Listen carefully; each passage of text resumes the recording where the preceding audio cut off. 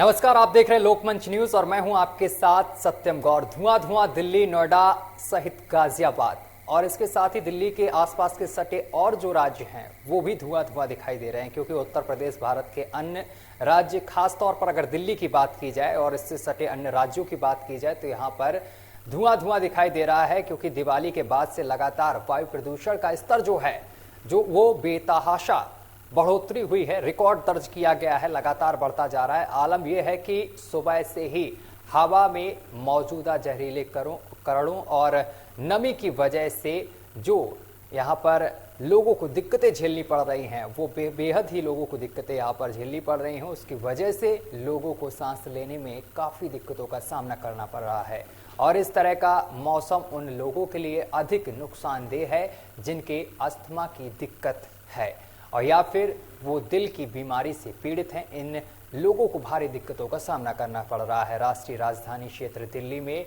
बढ़ते प्रदूषण के मामले को देखते हुए आज सुप्रीम कोर्ट में इस मसले को लेकर सुनवाई भी होगी। आज होने वाले सुनवाई में सुप्रीम कोर्ट दिल्ली सरकार की प्रदूषण से निपटने के लिए मामले में कई अहम सुझाव भी दे सकता है। यानी कि इस तरीके के प्रदूषण से निपटने के लिए कई तरीके के सुझाव सुप्रीम कोर्ट दिल्ली सरकार को दे सकता है। बताते चले कि दिल्ली में बढ़ते प्रदूषण के मामले को देखते हुए सुप्रीम कोर्ट ने दिल्ली सरकार को जमकर फटकार भी लगाई थी। चलिए इसी पर चर्चा करेंगे और अपने अलग अलग सहयोगी हमारे साथ कुछ ही देर में जुड़ रहे हैं, उनसे आपका परिचय कराते हैं। हमारे साथ गाजियाबाद से हमारे संवाददाता अजीत हमारे साथ सीधा लाइव जुड़ गए हैं और अगर बात की जाए उन्नाव की तो वहां से हमारे संवाददाता भानु सिंह चंदेल जो कि मंडल ब्यूरो हैं वो हमारे साथ सीधा लाइव जुड़ गए हैं और इसके साथ ही ब्यूरो कानपुर यानी कि हिमांशु वर्मा हमारे साथ कानपुर से सीधा लाइव जुड़े हुए हैं।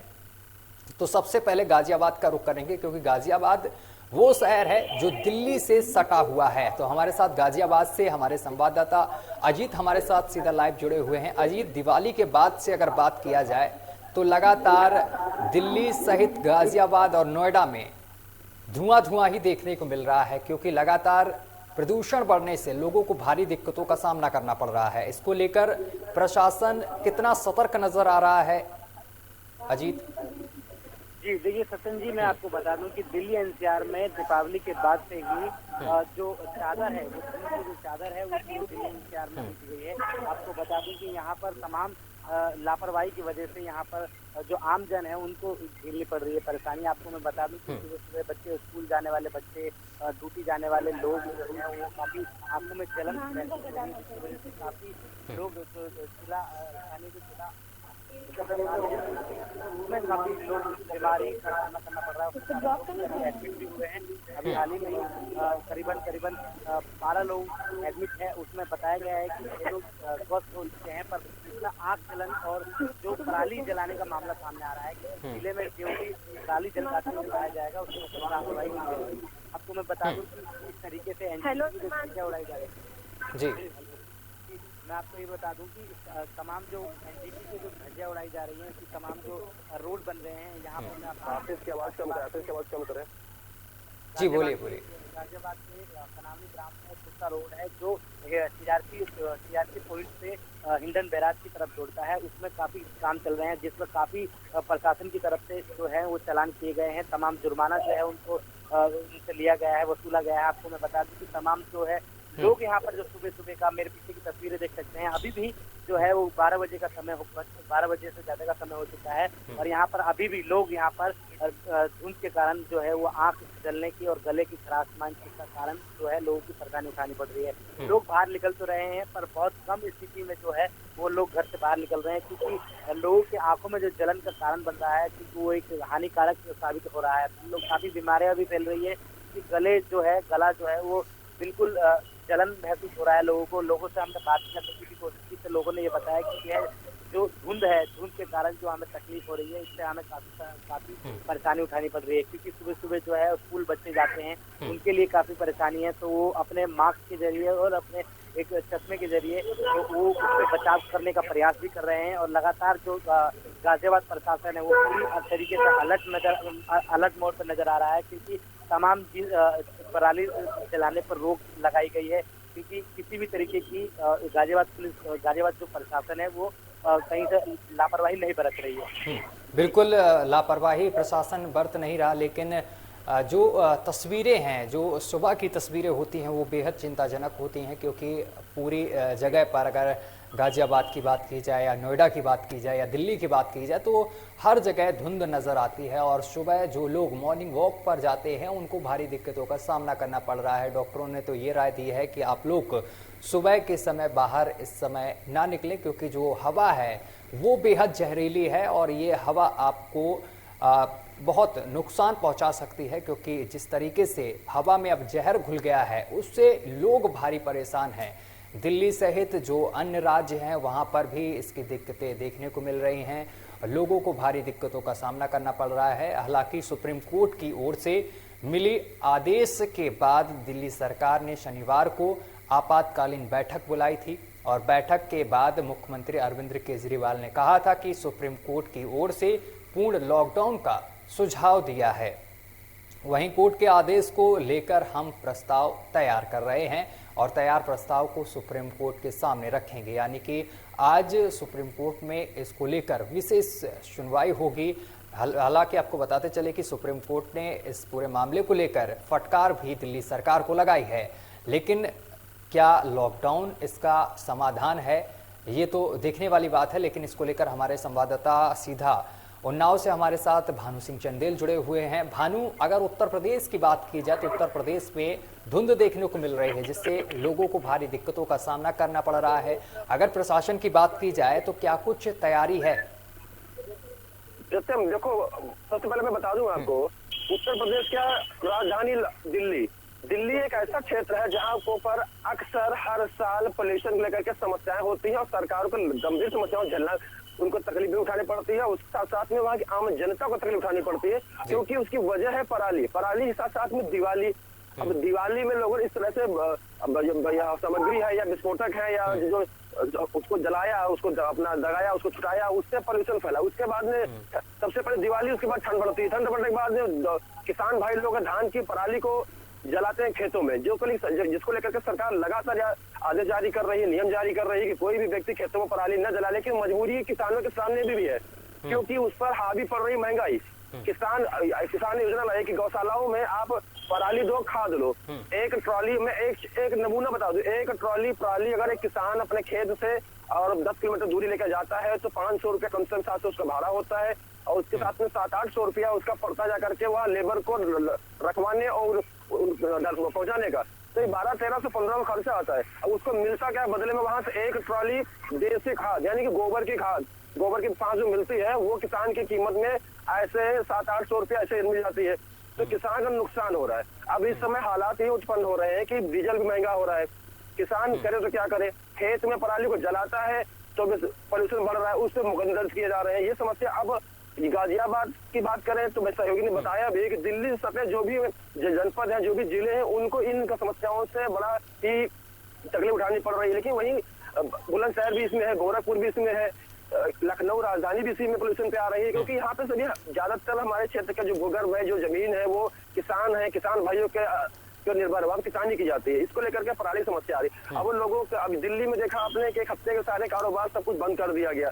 तो लॉकडाउन लगाने से समस्या का हल नहीं होने वाला है। आप किसानों की समस्याओं को हल करें, उनको ऐसी कोई योजना ला के दें जिससे वो खेत में पराली को जलाने से बचे और उसको खेत में नष्ट कर दें। स्वाभाविक है कि आप कब तक मुकदमा दर्ज करेंगे, कब तक जुर्माना लगाएंगे? ये तो बात तो वही हो गई। आप आदेश जारी कर रहे हैं, कोई पराली नहीं जलाएगा, पराली नहीं जलाएगा तो कहाँ ले जाएगा, वो क्या करेगा? पराली पर रोक लगा दी। आप दीपावली पर रोक लगाते, ध्वनि प्रदूषण जो हो रहा है, गाड़ी जो पोल्यूशन निकल रहा है, धुआं निकल रहा है, इस पर रोक लगाइए। इस पर रोक नहीं लग सकती क्या? सड़कों पर, हाईवे पर, मार्गों पर डग्गा मार वाहनों की कमी नहीं है जो इसमें जम के प्रदूषण फैला रहे हैं। तो पोल्यूशन जो बिगड़ रहा है, माहौल जो बिगड़ रहा है, लोगों को साथ में तकलीफ हो रही है। जो हमारे यहाँ का जो यूके सिस्टम जो दिन पर दिन बढ़ता जा रहा है, लोगों को समस्याएं बढ़ रही है, तो सिर्फ पोल्यूशन कोई पराली से ही नहीं बढ़ रहा है, वो गाड़ियों के धुएं से भी बढ़ रहा है। यहाँ पे जो भट्टे हैं या जो फैक्ट्री है उनसे धुआं निकल रहा है, उससे भी बढ़ रहा है। उसके साथ साथ में यहाँ पे दीपावली के साथ में जो लोगों ने विस्फोटक या पटाखे छुटाए, उससे भी पोल्यूशन काफी बढ़ा हुआ है, और साथ ही पराली जलाने से भी बढ़ रहा है।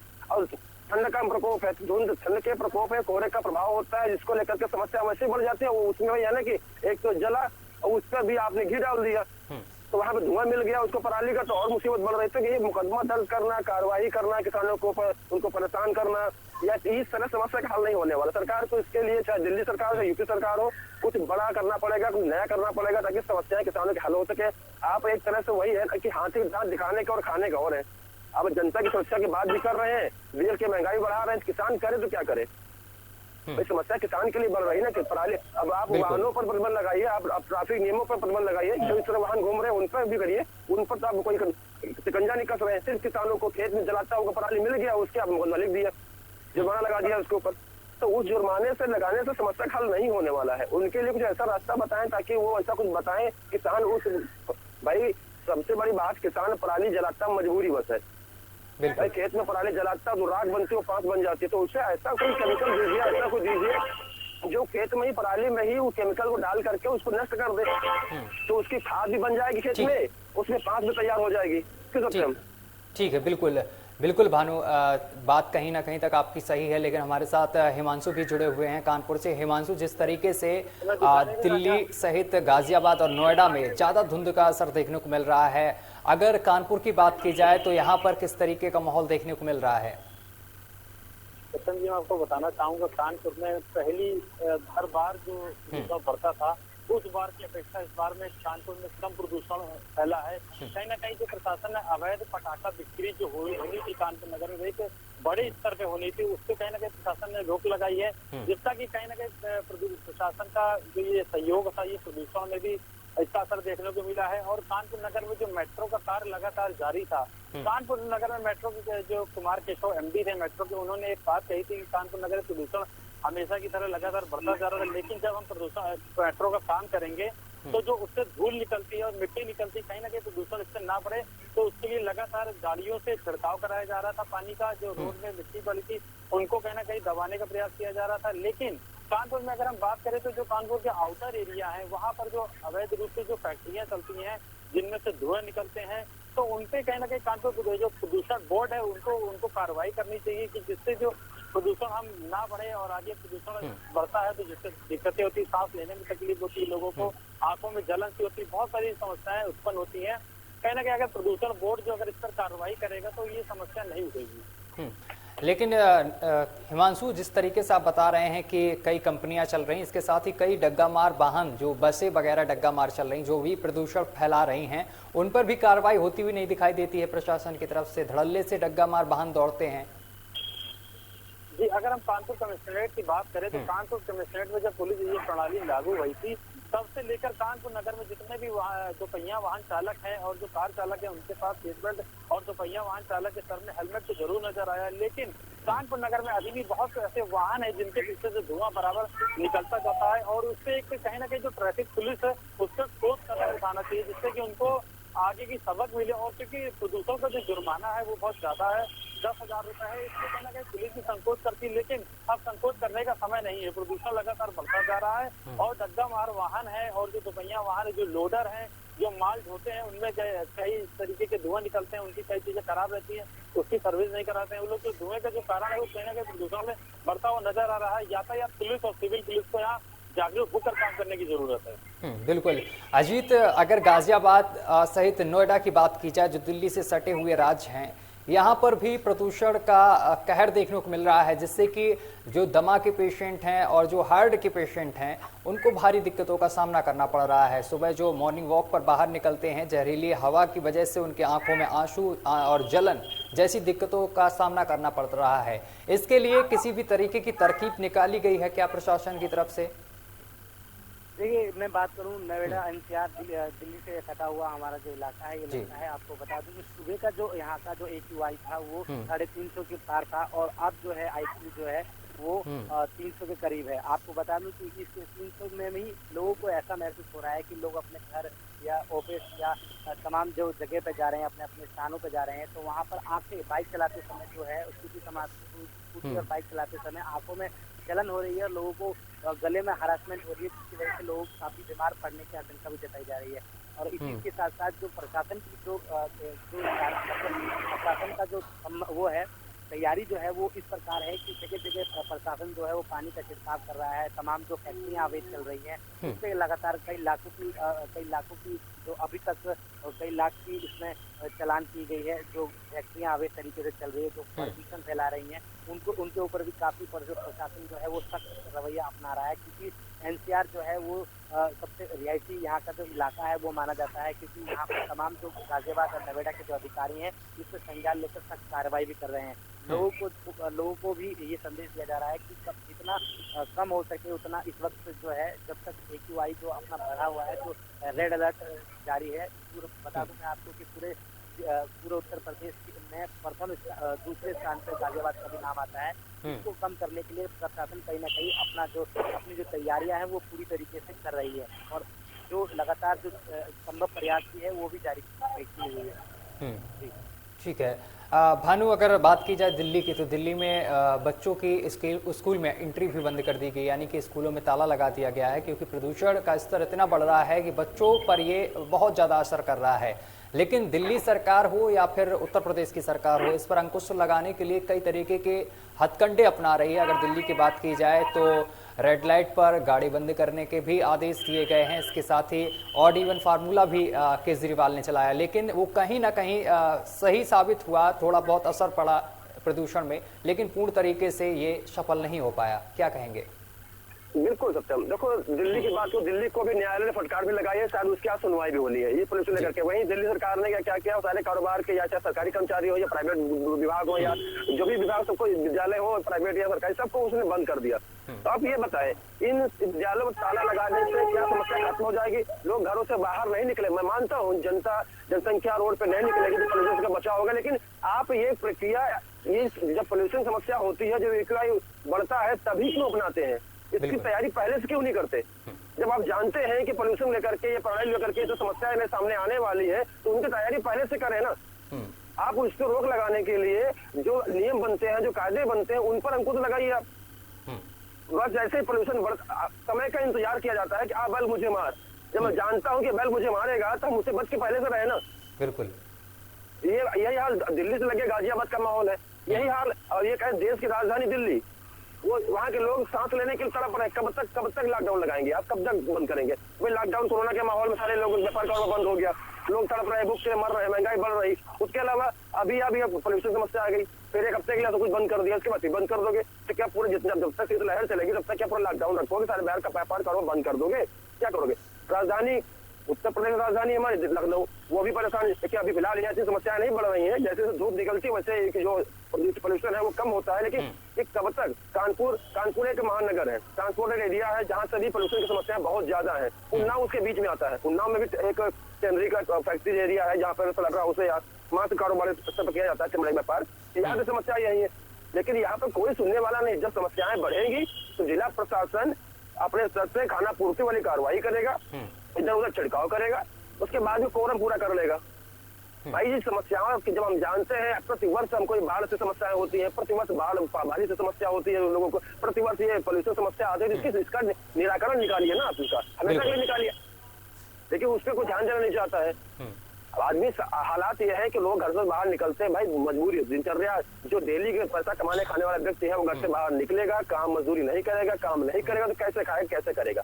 अब वो पोल्यूशन को देखेगा कि एक व्यक्ति की समस्या को, जैसे उसके घर के 4 सदस्य भूखे रह जाते हैं, तो वो काम करेगा जा करके कि वो पोल्यूशन और गर्मी और ठंडी देखेगा? ये क्या करेगा? सरकार को इस पे कड़ा रवैया अपनाना पड़ेगा, सख्त रवैया अपनाना पड़ेगा। ये मीठी छिपड़ी बातों से काम नहीं चलने वाला है। क्या बढ़ रहा है? अब दिल्ली सरकार खुद को बचाने के लिए हरियाणा पर टिक्का मर देते हो, पंजाब में ऐसा किया जा रहा है। तो आप लोग जब जानते हैं समस्याएं हैं, तो वहाँ के किसानों को ऐसे कोई केमिकल से कोई दवा दीजिए जो आप खेतों में डाल करके उसको नष्ट करावे। आप जुर्माना लगा, जितना पैसा आप इन चीजों खर्च कर रहे हैं, विद्यालय बंद करके आप अपना व्यापार कारोबार बंद करवा रहे हैं, या और पैसा खर्च कर, वही पैसा उन किसानों के लिए उनके जमीन के हिसाब से उनको कोई केमिकल दीजिए, मुफ्त में दीजिए आप उनको। देखिए पोल्यूशन बढ़ता है, कहीं पराली नहीं जलेगी। चलिए आप नहीं जलने वाले जी। चलिए, बिल्कुल आपका कहना सही है। पहले से सरकार को तैयारी करना चाहिए, लेकिन पहले से सचेत नहीं होती है सरकार। इस वजह से इस तरीके की समस्याओं से लोगों को रूबरू होना पड़ता है। फिलहाल आप तीनों का बहुत बहुत शुक्रिया हमारे साथ जुड़ने के लिए और तमाम बातचीत करने के लिए। तो आपको बताते चले कि धुआं है दिल्ली और इसके साथ के जो राज्य हैं नोएडा और गाजियाबाद, इनमें प्रदूषण का जो स्तर है वो बढ़ता जा रहा है, जिससे कि अस्थमा के जो पेशेंट हैं उनको भारी दिक्कतों का सामना करना पड़ रहा है। साथ ही आम लोगों को भी आंखों में जलन की तकलीफ हो रही है, जिससे कि लोगों को बहुत सारी दिक्कतों का सामना करना पड़ रहा है। फिलहाल के लिए अभी के लिए बस इतना ही। देश दुनिया की तमाम खबरें देखने के लिए देखते रहिए लोकमंच न्यूज।